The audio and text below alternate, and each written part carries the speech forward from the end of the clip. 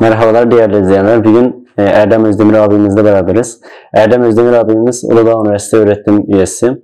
Kendisi Uygur müzik araştırmacısı. Aynı zamanda dutları çok güzel çalar ve Uygur şarkılarında çok güzel besteler. Bizim ozanımızdır kendisi. Bizim abimizdir. Uludağ Üniversitesi'nde ilk tanıştığımız hocalardan bir tanesi. Gerçekten Doğu Türkistan davasına gönül veren, samimiyetini güvendiğimiz abilerimizden bir tanesi. Kendi abim gibi seviyorum kendisini. Beni kendi kardeşi gibi sever. Allah razı olsun. Amin. Abi siz biraz kendinizden bahsederek siz Uygur davasıyla nasıl tanışmıştınız? Ne zaman olmuştu? Bunlardan bahsedebilir misiniz? Tabii. Ben Erdem Özdemir. Uludağ Üniversitesi Devlet Konservatuvarı'nda öğretim üyesiyim malum. Ve şu anda da içinde bulunduğumuz TÜDAM, Türk Devletler Akraba Toplulukları Uygulama Araştırma Merkezi'nin de müdürlüğünü yürütüyorum. Yaklaşık 3 yıldır. Asıl alanım Türk halk müziği ve son 6-7 yıldır da Türk dünyası müzikleriyle ilgileniyorum. Uygurlardan tabii ki de çok genç yaştan beri hep haberimiz oldu. Onların çilelerinden, sıkıntılarından. Bir de tarihte de zaten Uygur Devleti bizim resmi sıralamamıza göre Hunlar ve Göktürklerden sonra gelen ve dünyaya uygarlığı hediye etmiş. Gerek tarımda, gerek tıpta, gerek sanatta ve gerek de en önemlisi bu kaçırılıyor insani ilişkiler açısından. Türklerin en önemli, en donanımlı yerleşik hayata geçmiş kollarından birini teşkil etmektedir Uygur Türkleri. Zaten biz bir bütün olarak bütün Türk dünyasını gördüğümüz için Uygurları da orada medeniyet üretmiş, insanlığa ve Türk kültürüne çok büyük katkılar sağlamış bir toplum olarak Uygur Türkleri olarak görüyoruz. Eskiden beri ilgim vardı ama bir Uygur arkadaşım olması, Uygurlarla doğrudan ilişkiye girmiş olmam, 2011 yılında doktora yaparken İsveç Uppsala Üniversitesi'nde bir araştırmacı olarak 6 ay çalıştığım sırada oradaki Türk Dilleri bölümünde öğrenim gören doktora ve yüksek lisans master düzeyinde öğrenim gören arkadaşlarım oldu. 2 tane. Uzun zamandır da her ikisinden de haber alamıyorum açıkçası. O da beni endişelendiriyor. O yüzden isimlerinden bahsetmeyeyim. Ama her ikisiyle de çok samimi olduk. Çok iyi kardeşlerimizdi. Ve Uygur kültürünün Türk kültürüne yakınlığını, Türkiye Türkleriyle ilişkisini, akrabalıklarını ve ortaklıklarımızı doğrudan orada görmüş oldum. Beraber yemekler yapardık, şarkılar, türküler söylerdik. Hatta ilk bildiğim, duyduğum Uygur şarkılarını da onlardan dinlemiştim. Seni Bekleymen diye bir şarkı vardı. Çok da güzel söylerdi arkadaşım. Dediğim gibi hakikaten kendisinden haber alamıyorum.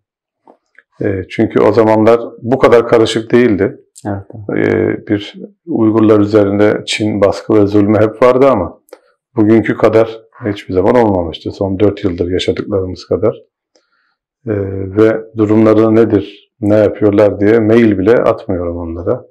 Çünkü Uygur davası konusunda birkaç yıldır aktif görev aldığımı biliyorum. Bir de müzikle ilgilendiğim için de müzik bir tanınırlık sağlıyorum malum. Ola ki onlara bir istemeden de olsa sıkıntılı durumlarını daha da sorunlu hale getirmemek için irtibat da kurmamaya çalışıyorum. Bu tabii çok üzücü. Sadece bu düşüncemin gerçek olduğuna inanırsa bizi dinleyenler, Uygurların nasıl bir baskı altında olduklarını buradan bile anlarlar aslında. Durum bu kadar ciddi. Doktorayı bitirdikten sonra, İsveç'ten döndükten sonra da 2015 yılında bir postdoktora projesiyle İngiltere'nin Londra Üniversitesi SOAS Koleji'nde postdoktora yapmaya gittiğimde oradaki asıl konum işte Uygur müziğiydi. Uygurlarla ilgili, Uygurların müzikleriyle Türkiye ve Türk dünyası müziklerinin benzerliklerini, farklılıklarını araştırmak için 1 yıl orada kaldım. Orada da akademik partnerim, şimdi profesör de oldu, Rachel Harris. Evet. Uygur müziği konusunda dünyadaki iyi otoritelerden bir tanesidir. Onunla çalıştık ve Uygurların kültürlerini artık kitap üzerinden, kağıt üzerinden, okumalar üzerinden de görme şansım oldu. Müzik özelinde tabii ki de. Orada bir London Uygur Ensemble vardı. Onların içerisinde de çalmaya başladım. Çok değerli arkadaşlarım oldu. Rahime Mahmut Hanım onlardan bir tanesi. O da Gulcalı bir Uygur türküdür. O da ailesiyle belki de 10 yıldır irtibatı olmayan ama tek başına mücadele eden bir arkadaşımız, ablamız sağ olsun. Onlarla birlikte Uygur müziğini ve kültürünü daha fazla tanıma, tanıdıkça da Uygur davasına daha fazla katkı sağlama gibi bir borç bilme bilinci oluştu bende. Uludağ Üniversitesi'nde de seninle başlayan süreçte Uygur öğrencilerle ilişkimiz arttı ve onların burada bir fahri abilik, kardeşlik hukukumuz gelişti. Şu anda da üniversitemizde 120'ye yakın Uygur öğrenci var. Her sene de sayıları artıyor. Farklı bölümlerde. Onlarla diyaloglar, onların sorunlarını, sizlerin aynı şekilde meselelerini, problemlerini, ailevi sorunlarını, aileleriyle görüşememe, irtibat kuramama gibi sorunlarını çok dinledik, içinde bulunduk, yaşadık. Ve bu bir süreçtir. Bunun içine girdiğiniz zaman çıkamazsınız. Uygurlarla ilişkim böyle oldu. Böyle başladı, böyle de devam ediyor. Bu arada çok tabii Uygur dutarı ile başladım. Uygur ravabı da çalmaya başladım bir süredir. Dutar daha fazla ilgimi çekiyor. Türk müziğindeki bağlamaya da benzerlik göstermektedir Uygur dutarı. Abdurrahim Heyt hem onun ustalığı, ozanlığı hem de Çin zindanlarına alınması ki bir sanatçının bir zindana alınmasının makul ve demokratik bir gerekçesi olamaz aslında. Sadece milli içerikli, kendi Uygur ve Türk kültürünü yansıtan şarkılar, türküler söylemek insanın soruşturmaya bile tabi tutulmasını gerektirmez. Abdurrahim Heyt ve onun şarkılarıyla, türküleriyle de onları söyleyerek, hatta o içerideyken, kamptayken onun boşluğunu da biraz doldurabilmek ve onu biraz hatırlatmak. Onun boşluğunu biz dolduramayız ama en azından farkındalık yaratmak için onun şarkılarını, türkülerini çok dile getirmeye çalıştım. Videolarımda, konserlerimde de ondan bahsederek bir Uygur hassasiyeti Türk milletine kazandırmaya çalıştım. Biraz başarılı olmuş olabiliriz. Beklediğimizin çok üzerinde bir hassasiyet var artık Uygurlara karşı. Yani bu duyurulmuş, artık insanların haberinin olduğu, televizyonlarda, programlarda hiç alakası olmayan kişiler tarafından bile birden konuşulan, zikredilen bir konu haline geldi artık. Çin'in Uygurlara yaptığı baskı ve asimilasyon politikası.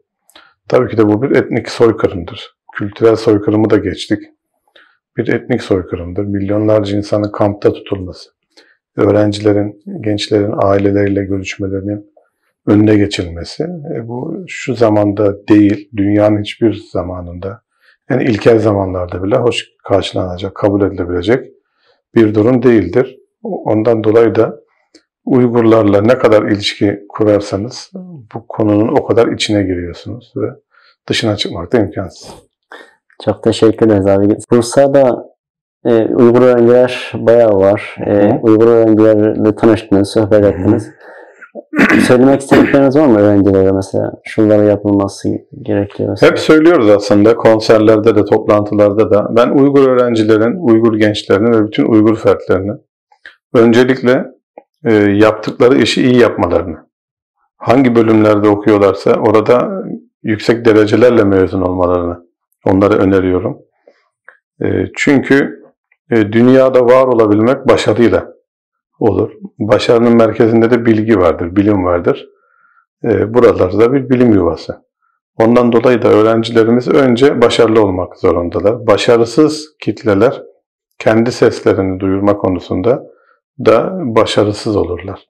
Başarılı olurlarsa, örneğin Uygurlardan çok iyi bir tarihçi, çok iyi bir müzik insanı, iyi bir futbolcu, iyi bir sanat adamı, iyi bir hukukçu çıkması, iyi bir gazeteci, oyuncu, yönetmen çıkması, film yapılması, sesini duyurması ve bu en önemli konulardan biridir. Abdurrahim Heit bunu başardı. O iyi bir örnek. Onun Çin zindanlarında şehit edildiği haberi Türkiye'ye ve dünya gündemine gerçekten bir bomba gibi düşmüştü. Çok sevindik haberin asılsız olduğuna ve onun hayatta olduğuna, ama o günden sonra da doğru düzgün haber alamıyoruz. Evet. Nasıl bir hayat yaşıyor bilmiyoruz. Bazı hayatlar ve yaşam biçimleri vardır ki öyle yaşamaktansa yaşamamak daha iyidir. Eğer öyle bir baskı altındaysa, ki o sanatçı ruhlu insanlar baskı altında asla mutlu olamazlar. Hiçbir insan olamayacağı gibi sanatçılar daha hassas olurlar. Ondan dolayı da öğrencilerimizin öncelikle başarılı olmasını istiyoruz. İkinci olarak da Türkiye'ye bir şekilde uyum sağlamalarını, zaten biz aynı ağacın dallarıyız. Bu kesinlikle böyle.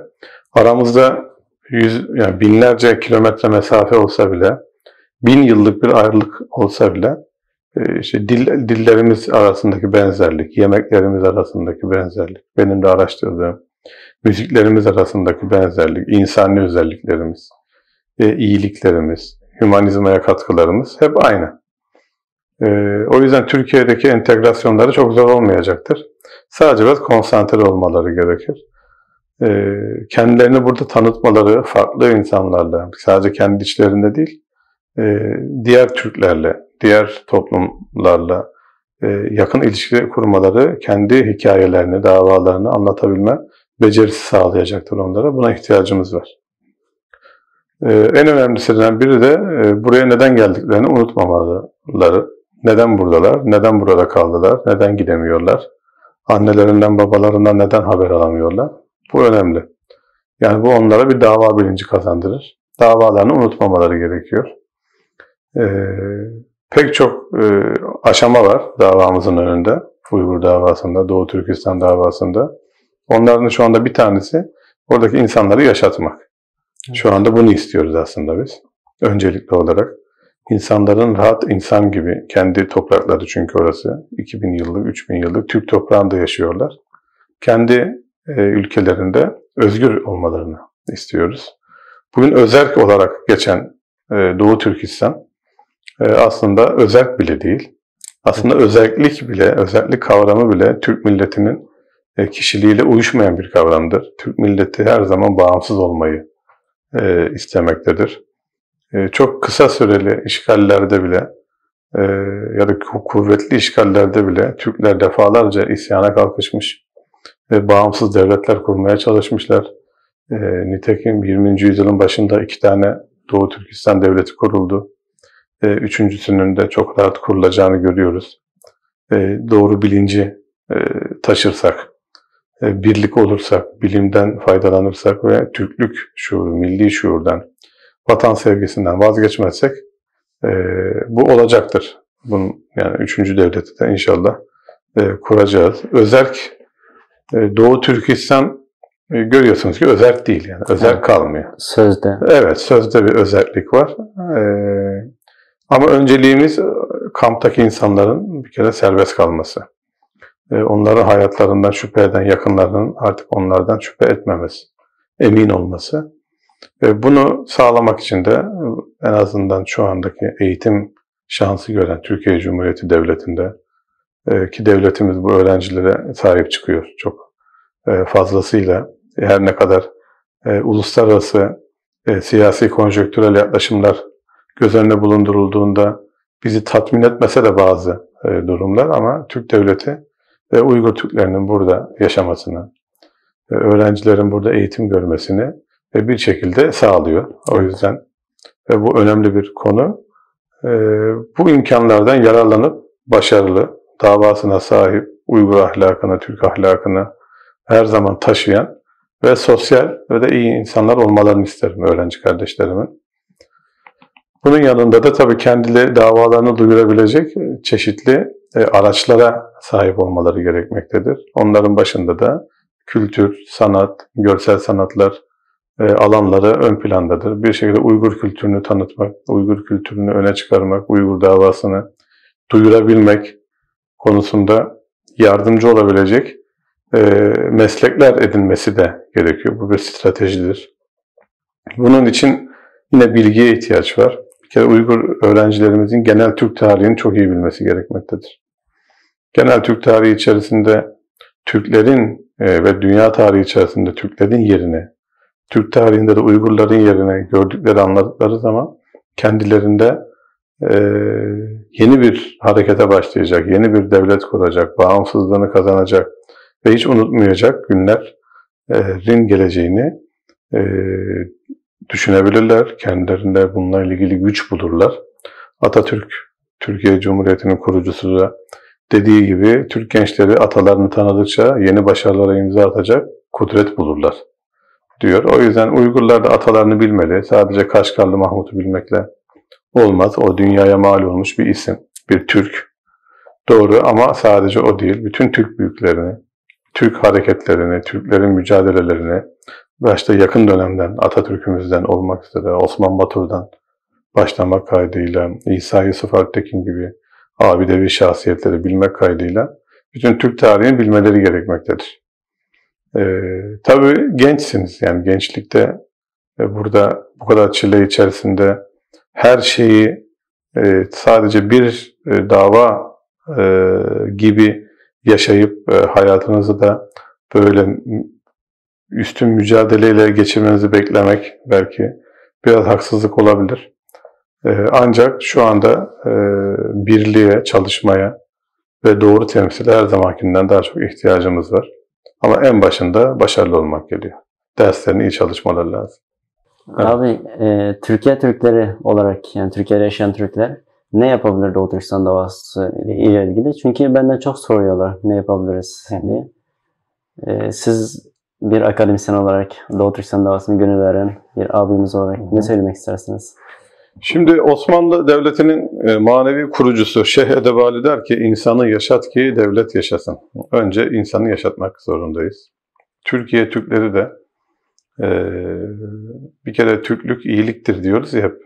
Türkiye Türkleri kardeşlik hukukunun, soydaşlık hukukunun, sonrasında da dindaşlık hukukunun ne olduğunu iyi bilir. Türkiye bütün mazlum Türklerin, hatta Türk olmayan mazlumların sığınağı olmuştur. Bazen bu abartılmaktadır. Ama aynı soydan, aynı kültürden, aynı töreden geldiğimiz kişiler için durum muhakkak farklıdır. Türkiye Türkleri, Uygur Türklerini bence tanımalı. Burada Uygur Türklerine, sizlere görev düşüyor. Onların çilelerine, yaşadıklarına doğrudan tanık olmalıdır. Yani sizden bunları dinlemeleri çok önemlidir. Televizyonda görünen haberler, çünkü televizyonda günde 1 milyon haber duyarsınız. Bazıları doğru olmayabilir, bazıları eksik bilgidir. Ama sizlerin annesiyle, babasıyla görüşememesi, ben örneğin Türk arkadaşlarıma konuyu anlatırken şaşırıyorlar. Yani bu zamanda böyle bir şey olabileceğine inanmıyorlar. Biraz daha detaylı ve kanıtlarıyla konuştuğumuz zaman, sizlerden de bahsettiğim zaman bunu anlıyorlar açıkçası. Ondan dolayı da Türkiye Türklerinin Uygur özellikle öğrencilerle daha çok iletişime girmesi, bu konuda yapılan haberleri takip etmeleri, olumlu haberleri takip etmeleri gerekmektedir.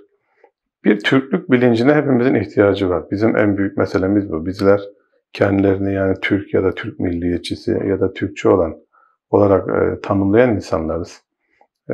Bu öncelikle şunu gerektirir. Hüseyin Niyalatsız'ın dediği gibi bütün milletler önce bağımsızlık isterler. Bağımsız olduktan sonra, bağımsız bir devlete kavuştuktan sonra esir soydaşlarının derdine düşerler. Onları da kurtarma. Türkiye Türkleri Allah'a çok şükür ki bağımsızlığını hiç kaybetmemiştir. İstanbul 4 yıl işgal edilmiştir. Ondan sonra Gazi Başbuğumuz Atatürk'ün hareketiyle Cumhuriyet kurulmuştur. Ondan öncesinde bir cihan devleti olan Osmanlı bütün dünyaya insanlığı, merhameti öğretmiştir, bilimi öğretmiştir. Türk'ün gerçekten iman gücünü, akıl gücünü, bilek gücünü gerektiği zaman fikir gücünü Kafkaslardan Balkanlara, Kuzey Afrika'ya yaymıştır. Ondan öncesinde yine Selçuklu çok büyük bir medeniyet inşa etmiştir. Zaten öncesinde Gazneliler, ondan öncesinde de Karahanlılar, Uygurlara kadar gidiyor konu. Biraz önce konuştuğumuz gibi. Türk milleti önce Türklüğünün farkında olmalı, bağımsızlığın ne demek olduğunu fark etmelidir. Bu Türkiye için de geçerlidir. Ama ondan sonra kardeşlik hukukuna dayalı, soydaşlık hukukuna dayalı bir fikir ve söylem geliştirmelidirler. Yani dünyada nerede bir mazlum halk varsa Türk milleti onun yanında olmuştur, o doğru. Ama bu bir de kendi dilini konuşan, kendi soyundan gelen ve o soydan geldiği için mazlum hale getirilen toplumlar olduğu zaman hassasiyetin daha yüksek olması gerekir. Şöyle ki sokaktaki iki insana yardım etmeniz gerektiğinde ikisinin de ihtiyaçlı ama sadece birine yardım edebileceğiniz zaman biri sizin kardeşinizse ona yardım etmeniz gerekir. Bu insani bir reflekstir. Hiç kimse kardeşi dururken aynı şartlarda olsa bile bir başkasına yardım etmez. Ama iki kişiye yardım etme şansın varsa bir Türk'ün görevidir bu ikinci kişiye de yardım etmek. Yani Türk töresi ve İslam inancımız bize bunu gerektirir. Bunu emreder.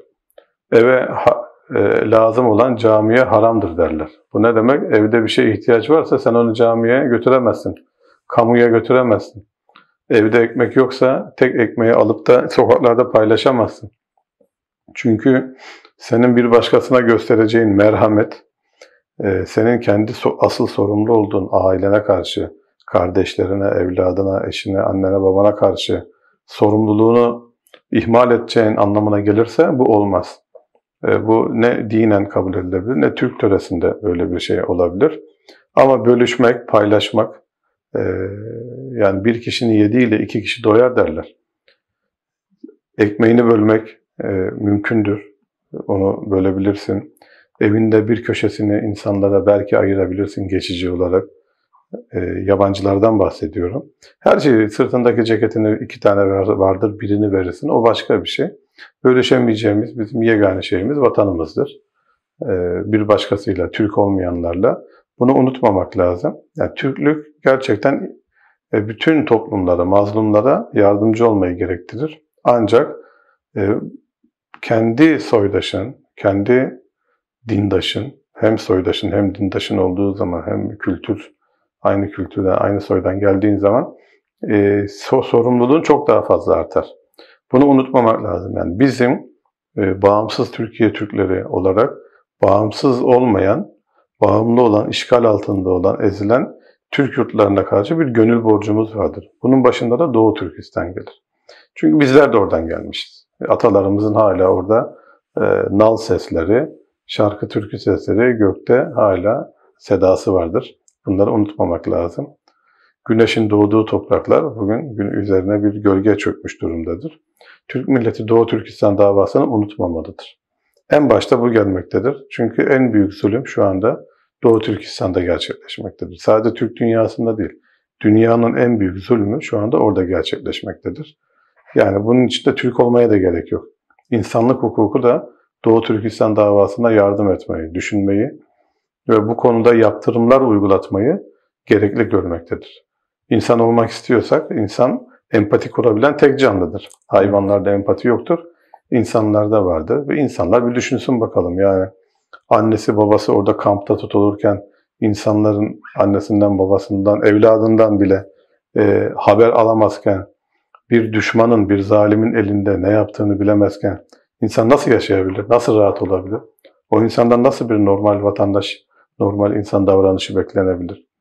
Değil mi? Yani biz çocuğumuzu, kardeşimizi hep merak ederiz. Normal şartlarda bile merak ederiz. Ama Uygur gençleri ne yazık ki aileleriyle yıllardır görüşemiyor. Görüşse bile sağlığından emin değiller. Şu anda ne yapıyor acaba diye düşünsen aklına iyi şeyler gelmiyor. Bundan dolayı Türk milleti bunu düşünmeli. Türk milletine kardeşlik hukuku ve yani soyundan gelen, töresinden gelen, dininden gelen bir borç vardır. Bu kardeşlik hukukunu güçlendirmelidir. Oy verdikleri siyasi partilerin temsilcileriyle görüşmeliler. STK'larla, sivil toplum kuruluşlarıyla görüşmeliler. Türkiye'nin kendi yasaları çerçevesinde, demokratik olarak yapılabilecek ne varsa bu farkındalık açısından bunu yapmalılar. Türk devleti buna uzun süre kayıtsız kalamaz.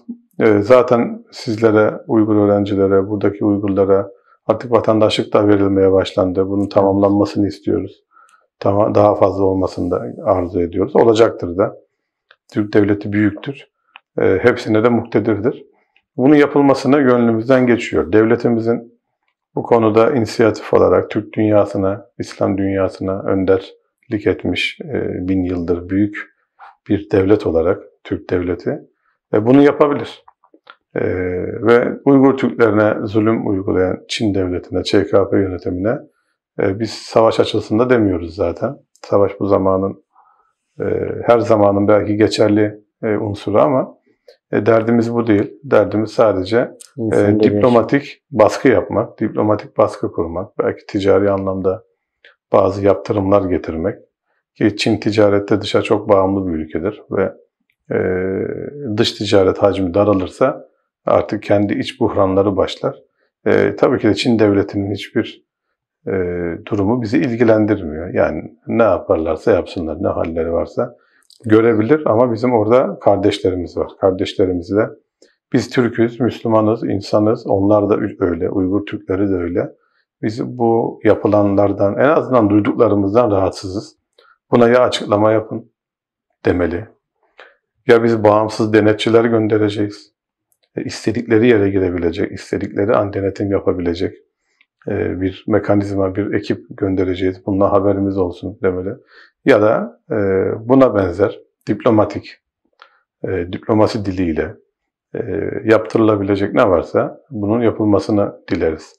Öncelikle orası için, sonra bütün esir Türk yurtları için, bağımsız olmayan Türk yurtları için Türkiye'nin, Türk milletinin, Türkiye'de yaşayanlara ve bütün Türk dünyasının hassasiyet kazanması gerekmektedir. Yani öğrencilere sahip çıkmak, onların iaşelerini sağlamak, onların burs vermek, ev tutmak, bunlar çok değerli, çok kıymetli şeyler.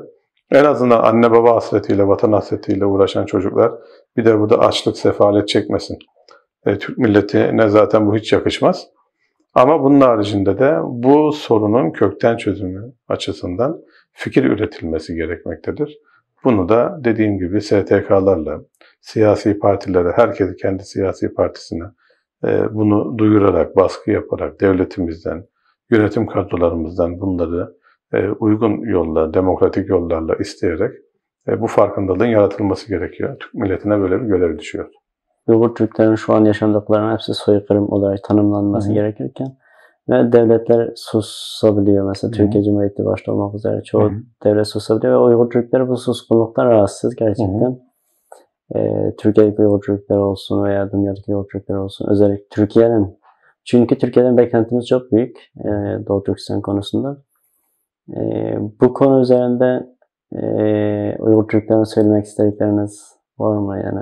Şöyle onu belirtmek lazım. Yani Türkiye Cumhuriyeti Devleti aslında şu an itibariyle yapabileceğini yapıyor. Bunu bir kere söylememiz lazım. Dediğim gibi mazlumların sığınağı çünkü burası her zaman. Biz biraz daha fazlasını istiyoruz. Yani yapılabilecek potansiyeli biraz daha yükseltmeye çalışıyoruz. Bizim devletimizden beklentimiz bu.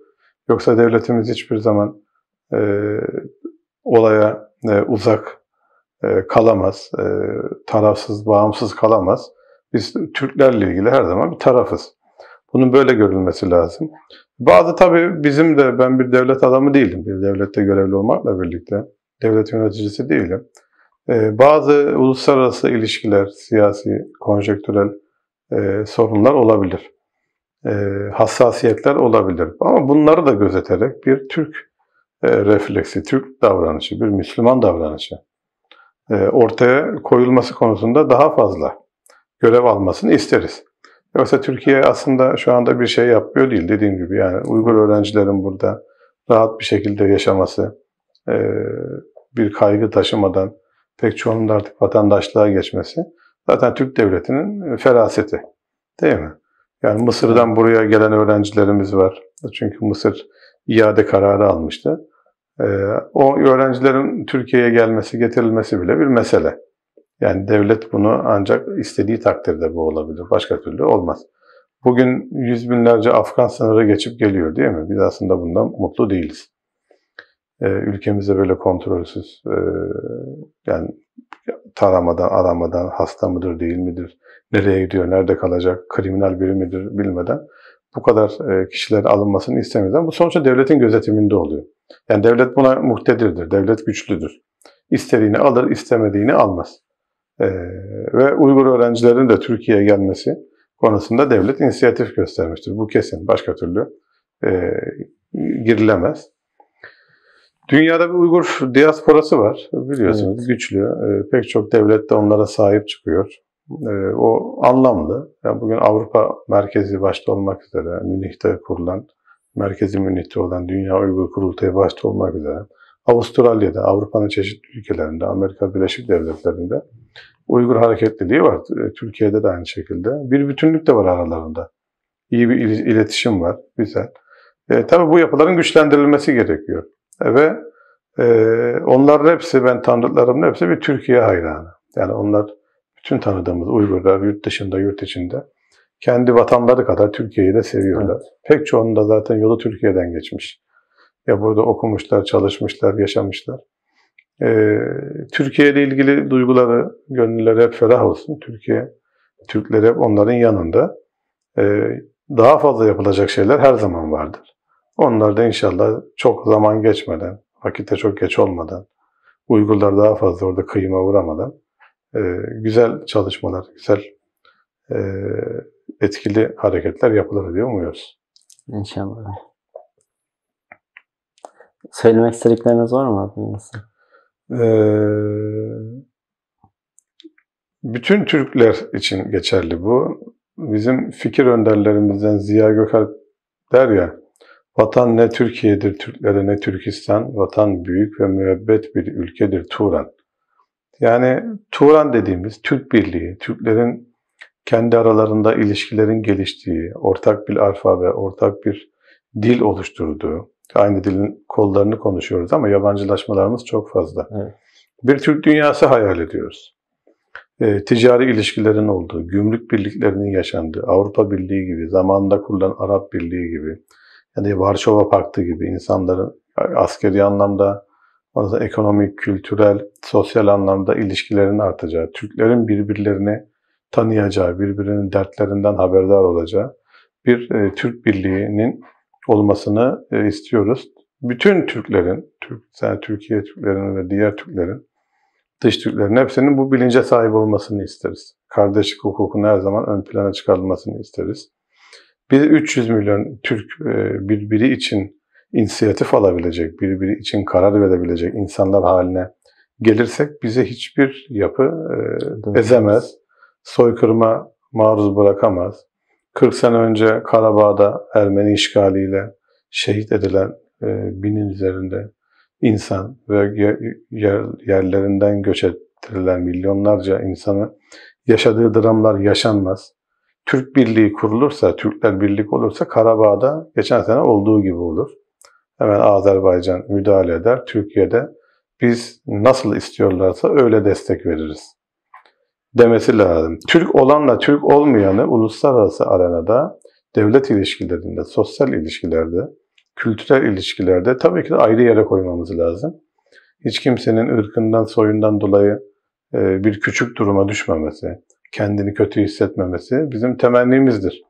Ama bizler de Türk'üz. Ve dünyanın en geniş coğrafyalarına yayılmış, iz bırakmış, tarihsel derinliği açıdan da çok derinlere giden, Oğuz Kağan'dan çok daha öncesine giden, İskitlerle, Sakalarla, sanatın, kültürün, estetiğin en üst noktalarına ulaşan, altın elbiseli adam gibi İskitler döneminden kalma, altının o şekilde işlenebileceği bir kültür düzeyine milattan önce 500'lerde gelmiş bir toplum.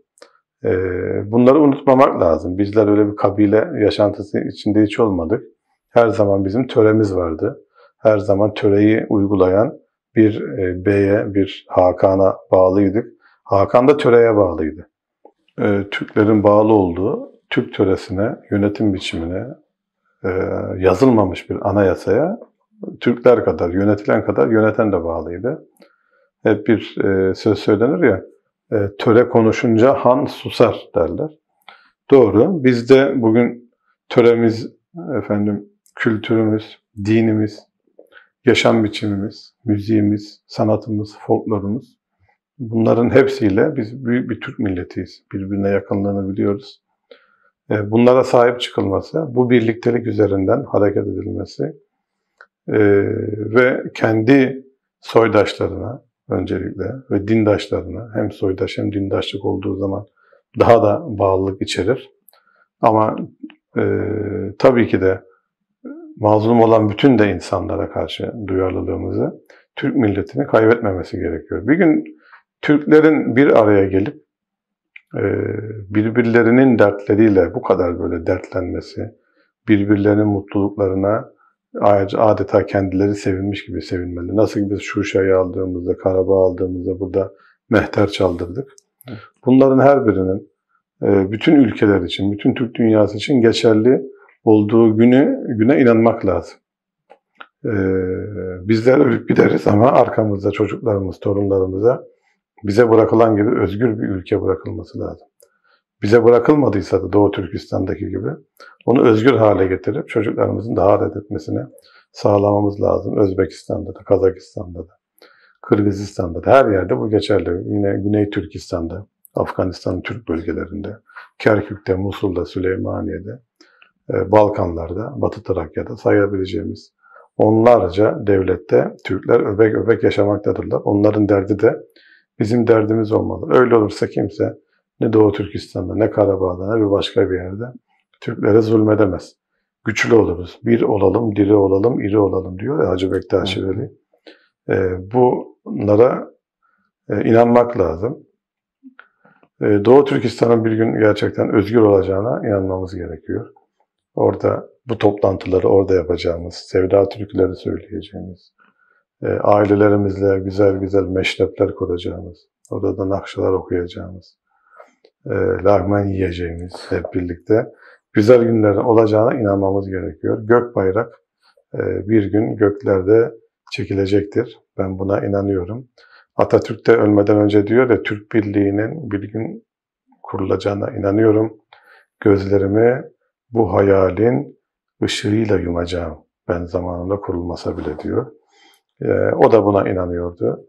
Türkler birlik olmayı zaman zaman başarmıştır. Yine başaracaktır. Türklerin birlik olup Türk töresini 300 milyona yayıp, uygulayıp yaşadıkları bir dünya diğer insanlar içinde çok yaşanır bir dünya olacaktır.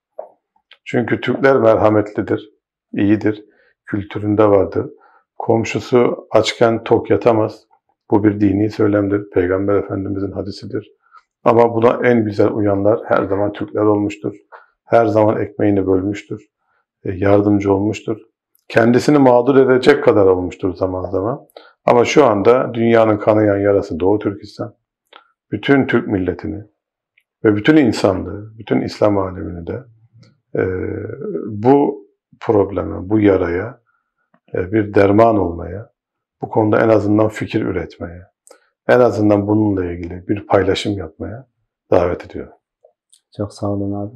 Siz bir müzik araştırmacısı olarak, Türk dünyası müzikleri araştırmacısı olarak Uygur, yani Doğu Türkistan'daki yapılan müzikler veya son 100 yılda icat edilen müzikler olsun, 12 mukam olsun, günümüzdeki Anadolu Türkiye'sindeki müziklerle bağlantılarını kurmaya çalışıyorsunuz. Ben konserlerinize katıldım. Oradaki dutarlı buradaki şarkıları bestelemeye çalışıyorsunuz. Bağlantılarını çok yakın olduklarını hissediyorum ben dinlerken. Evet. Siz bir müzik araştırmacısı olarak bu konuda ne söylemek istersiniz? Mesela Anadolu müzikleriyle Doğu Türkistan müzikleri arasında nasıl fark var mı? Çok büyük fark var mı? Yoksa? Şöyle, kültürü millet inşa eder. Her toplumun yaşayış biçimine kültür denir aslında. Coğrafya, ondan sonra farklı etkileşim, farklı toplumlarla bir araya gelme, yan yana olma, o kültürlerde değişiklik yaratır, dönüşüm yaratır. Türkler ilk başta birlikteydi, daha bir bütün olarak birliktelerdi ve biz ayrıldık, buraya geldik Uygur Türklerinden. Kırgızlardan, Kazaklardan. Ama buraya gelirken kültürümüzü beraberinde getirdik. Sazımızı getirdik. Ondan sonra türkülerimizi getirdik, şiirlerimizi, ozanlarımız geldi. Bir kere kök itibariyle, aynı dili kullanıyor olma itibariyle birbirimize benzerliklerimiz çok. Müziklerimiz açısından. Makam kavramı hem şu anda aslında İslami bir kavramdır. Yani İslami literatürden müzik dünyasına girmiştir. Makam kavramını Türk dünyasında Türkler, Azerbaycanlılar, Özbekler ve Uygur Türkleri kullanır. Uygur 12 makamı ilgililer bilirler. Burada da bu fotoğrafta güzel bir temsili var. Hem bir meşrebin temsili var burada çok güzel, hem de Uygur makamının çalgılarının insanların çalarken nasıl kendinden geçtikleriyle ilgili de çok güzel bir temsil olmuş. Uygur makamı kökleri tabii ki de bütün kültürel yapılar gibi birikerek gelir. Muhakkak geçmişte köksel bağlantıları vardır. Özellikle 16. yüzyıl olsa gerek Amenisa Han efsanevi karakterin derleyip toparladığı bir repertuarın makamlar halinde bölünmüş ve düzenlenmiş şeklidir bugünkü 12 makam. Ama Uygurların her bölgesinde, Doğu Türkistan'da, Kaşgar'da olsun, Kumul'da olsun, Gulca'da olsun, Yarkent'te olsun farklı makam gelenekleri vardır. 12 makam ise bunların pek çoğunu içine alan, daha böyle bir müdahale edilerek standartları belirlenmiş bir müzikal hafızadır, bir müzikal repertuardır. Çok geniş bir Uygur makamsal dünyası var kendi içinde de. Örneğin ezgisel benzerliklerimiz vardır. Çalgısal benzerliklerimiz vardır. Ritmik bazı benzerliklerimiz vardır ama farklılıklarımız da vardır. O da çok normaldir. Çünkü örneğin Uygurlar Yunanlarla bir iletişime geçmemişlerdir. Rumlarla iletişimi olmamıştır. Araplarla olmuştur, Farslarla olmuştur. Onların bizlerle de olmuştur. Biz Anadolu'ya geldiğimizde burası çok kalabalık bir ülke değildi ama yine de pek çok toplumla, Türk olmayan toplumlarla Türklerin yönetiminde, bunu unutmamak lazım, hep iyi ilişkiler kurulmuştur. Hiçbir zaman onlara abilik yapılmaya çalışılmamıştır. Üstten bakılmaya çalışılmamıştır. Herkes komşuluğunu sağlamıştır burada. Bu Türklerin bir özelliğidir zaten. Farklı grupları, farklı dini ya da etnik grupları bünyelerinde barındırmaları, sorunsuz bir ilişki kurmaları. Ama o grup küçük de olsa, büyük de olsa birbirlerini etkilerler. İşte farklılıklarımızın sebebi, kültürlerimiz arasındaki, biz farklı toplumlarla iletişim halinde kaldık. İşte biz 1000 yıldır Çin'le hiç ilişkimiz olmadı. Ama siz Çinlerle birlikte yaşadınız, Uygur Türkleri. Ondan sonra Moğollarla ilişki içerisinde yaşadınız. Taciklerle ya da Farslarla ilişkileriniz oldu. Bunlardan dolayı farklılıklar, yani aynı kökten çıkıyor. Bir su, düşün, bir nehir bir yerden kaynıyor ve akmaya başlıyor. O kaynadığı yerde suyun bir homojenlikten, bütünlükten bahsedebilirsin. Sonra belirli bir gittikten sonra birkaç yüz kilometre dallara ayrılıyor. O su en sonunda da yine aynı sudur ama geçtiği topraktan izler taşır. Biraz tadı değişmiştir. Ondan sonra kimyasına farklı mineraller, farklı tadlar almıştır. Biri bir kurak bölgeden geçiyordur, biri ormanın içinden geçer. Farklı tadlar alır ama o suyun genetiği değişmez. O su, o sudur yani. Bir nehire, bir denize, deryaya karışıp da hepten iç içe geçmemişse, hala bir ırmağın kolu olarak akıyorsa, onda çeşitli farklılıklar olmakla birlikte benzerlikler çok daha fazladır. İlk çıktığı yerden son ulaştığı yere kadar pek çok belirli özellikleri taşımıştır.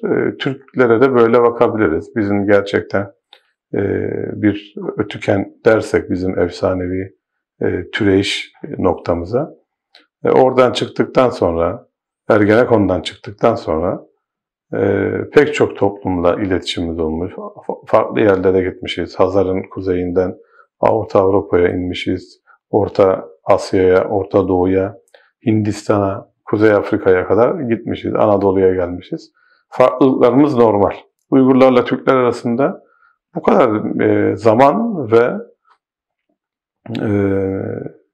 mekan farklılığına rağmen Uygurlarla Türklerin benzerlikleri pek çok Türk toplumuna göre daha fazladır. Yani tabii ki de bize kültürel olarak en yakın Azerbaycan Türkleridir. O çok yakındır zaten. Hep aynı Oğuz grubunda teşkil etmekteyiz. Ama Uygurlar çok uzak olmasına rağmen kültürel dokuları Türklerle çok fazla ayrışmamıştır. Yani yemek mesela gastronomi burada çok önemlidir. Önemli kodlar verir. Bir Hindistan'a gidip onların yemeğini yiyemeyebilirsiniz. Güney Asya ülkelerine giderseniz hiç yiyemezsiniz. Ama Uygur mutfağı Türk mutfağından çok farklı değildir. Temel lezzetler bakımından, yani ürünler çeşitlenmiş olabilir. Çünkü gördüğünüz her toplumdan yeni bir şey öğrenirsiniz, yeni bir şey ortaya çıkar. Yemekle, gastronomiyle müzikoloji birbirine bu anlamda çok yakındır. Nasıl ki hiç denemediğin, hiç görmediğin bir yemeği yerken çok böyle hoşuna gitmeyebilir. Hiç dinlemediğin bir müzik de hoşuna gitmeyebilir. Ama gidebilir yani. Sonuçta onun malzemesi ses, bunun malzemesi işte buğday, tahıl, et ya da bir başka şey. Uygur müziği dünyada en çok araştırılan müziklerden biri olmaya başlandı. Türkiye'de de bu ölçüde sanırım ilk araştıran kişi benim diye düşünüyorum. Bununla ilgili bir post doktora yapmış olmaktan dolayı, ama iyi öğrenciler yetiştiriyoruz. Geçen yıl Uygur makamlarının ilk 3 rakamı rak, çargah, şebiyet makamını çalışan bir yüksek lisans öğrencimizi mezun ettik. Bir Uygur müziği uzmanı olma yolunda o da gidiyor. Bunun gibi farklı makam geleneklerini, meşrep geleneklerini, Uygur semahını, Uygur aşıklık geleneğini, ondan sonra Uygur'un çeşitli bölgelerindeki yerel halk müziklerini, bu yeni kurduğumuz Türk Dünyası Anabilim dalında, Türk Dünyası Müzikleri Anabilim dalında da çalıştıracağız inşallah. Bir Uygur uzmanlığı ve Uygur kültür hassasiyetini daha yaygın kılacağına inanıyorum bu çalışmaların. Yeni kurulan yerle ilgili biraz bilgi verebilir misiniz? Evet, şimdi Türkiye'de Türk Dünyası müzikleri, Türk Dünyası'nın sınırlarını çizmek zor ama bahsediyor. Çin sınırından, Doğu Türkistan'dan, orada Avrupa'ya kadar, Macaristan'a, kuzeyde Sibirya'dan, Tuva'dan, Hakasya'dan, Yakutistan'dan, Orta Doğu'ya, Kuzey Afrika'ya, Fas, Tunus, Cezayir'e kadar, Kerkük, Süleymaniye, Musul, Tazevmatu gibi Türkmen bölgeleri, Balkanlar, bütün Balkanlar zaten bir Türk yurdu olarak bakmak lazım. Pek çok orada Türklerden kalma, çok eski ve yakın döneme dair tarihi yapılar görmek mümkün. Türkler hala orada yaşıyor ve Türkçe konuşuyor. Türkiye Türkçesini konuşuyorlar. Çok yakınlar bize. Ve bunların müziklerinin araştırılacağı bir merkez yoktu. Bir ana bilim dalı ya da ana sanat dalı. Ve bu eksikliği ben hep duyuyordum. Ve bu alanda uzman da çok fazla yoktu. Ve hem uzman yetişmesi, hem Türkçe kaynak yaratılması, hem de bunun eğitim sistemine dahil olması, Türk dünyasının müziklerinin, çalgılarının, müzik türlerinin için bir yüksek lisans programı açmak istedik. Senatomuz kabul etti, üniversitemiz bize destek oldu. En sonunda da YÖK'ten kabul edildi. Şimdi bu sene Eylül ayında sınavını açıp Türk dünyasında ki bütün müzik yapılarının öğretileceği bir lisansüstü master programı açmış olacağız inşallah. Hayırlı olsun. Sağ ol, teşekkür ederim. Çok teşekkür ederiz. Ben teşekkür ederim. Sağ olun abi. Eyvallah.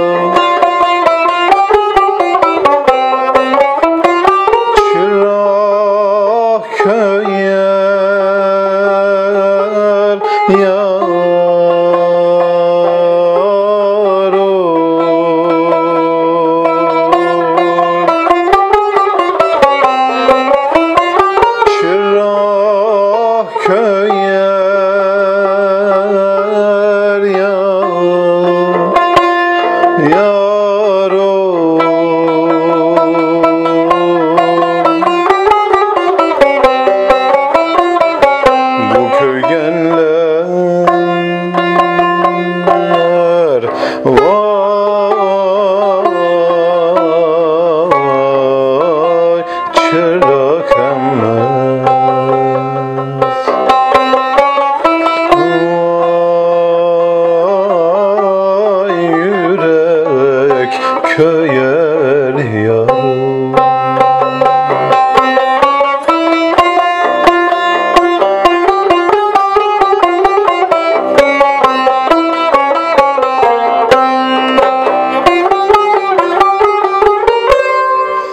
Ey gezi gez vay da başı da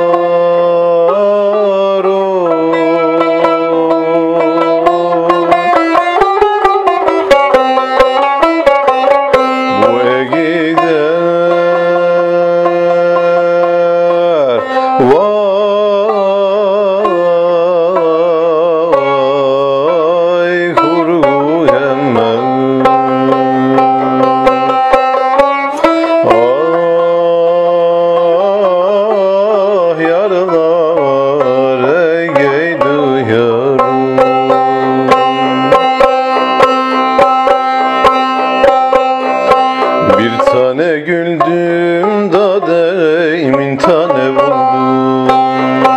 Bir tane güldüm da deymin tane buldum. Ehli başımdan dileği bigane buldum yarey, bigane buldum yarey. Kuşlar men sana amrahım yarim digeysen. Kuşlar men sana amrahım yarim digeysen.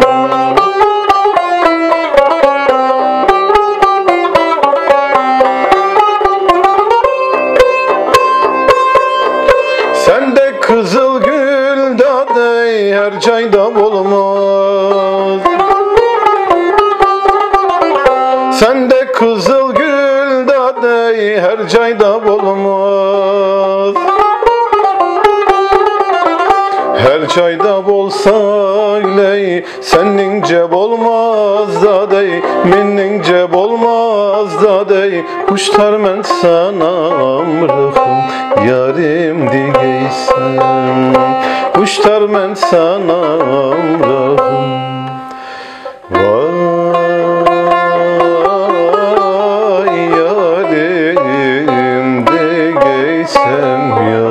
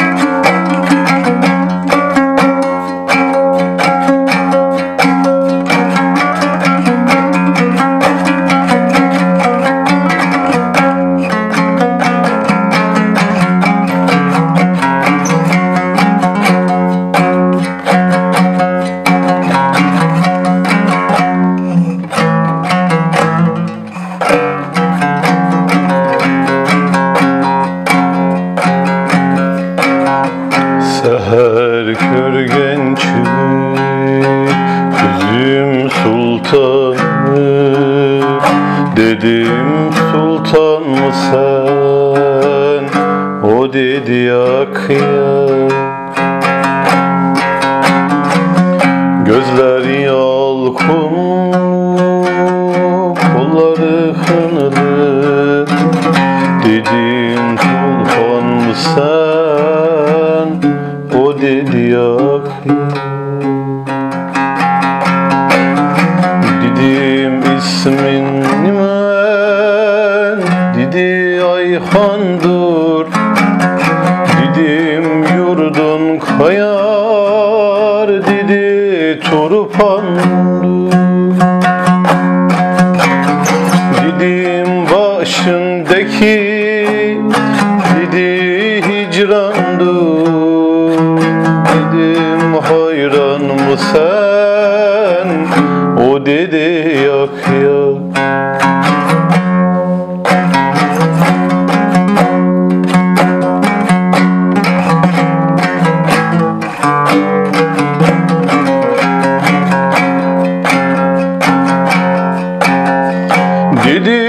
ay okşar dedi yüzüme, dedim yıldız gibi dedi gözüme, dedim yalkın saçar dedi sözüme, dedim volkan bu sen, o dedi yak yak, dedim kıyakına dur dedi kaşım dur, dedim kunduzuna dur dedi saçım dur, dedim 15'ine dur dedi yaşım dur, dedim canan mı sen, o dedi